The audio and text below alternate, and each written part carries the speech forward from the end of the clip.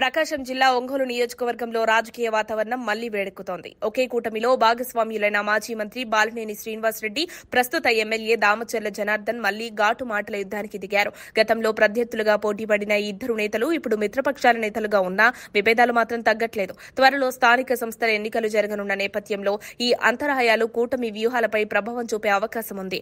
బాలినేని మరియు దామచర్ల మధ్య పోటీ నేటిదానికి కొత్త కాదు. గత 4 ఎన్నికల్లో ఇద్దరు చెరో 2 సార్లు విజయం సాధించారు. 2012 ఉప ఎన్నికలతో మొదలైన ఈ ప్రతిస్పర్ధ 2019 వరకు కొనసాగింది.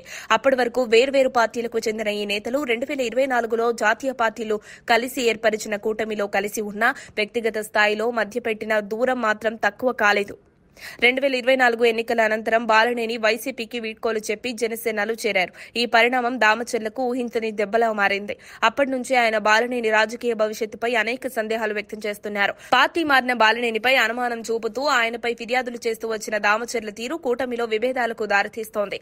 బాలినేనికి మద్దతుగా ఉన్న జనసేన కార్పొరేటర్లు, మరోవైపు టీడీపీని నమ్మిన దామచర్ల వర్గీయులు, ఈ 2 వర్గాల మధ్య నగరపాలక సంస్థలో ఆధిపత్య పోరు తారాస్థాయికి చేరింది. ఫ్లెక్సీల వివాదం నుండి మేయర్ పదవికి సాగిన ఈ పోరు పార్టీ నేతలకు తలనొప్పిగా మారింది. ఒంగోలులో కూటమి అధికారం సాధించిన నేతల మధ్య విభేదాలు ఎన్నికల విజయాన్ని కలుషితం చేస్తున్నాయి. స్థానిక సంస్థల ఎన్నికల్లో మెజారిటీ సాధించాలంటే 2 పార్టీల నాయకులు కలిసి పనిచేయాల్సిన అవసరం స్పష్టంగా కనిపిస్తోంది.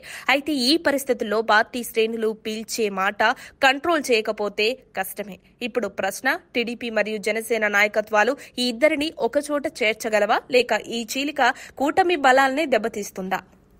మరిన్ని అప్డేట్స్ కోసం మా కాయ్ టీవీని సబ్స్క్రైబ్ చేసుకోండి. మా వీడియో కనుక మీకు నచ్చినట్లయితే లైక్ చేయండి, షేర్ చేయండి.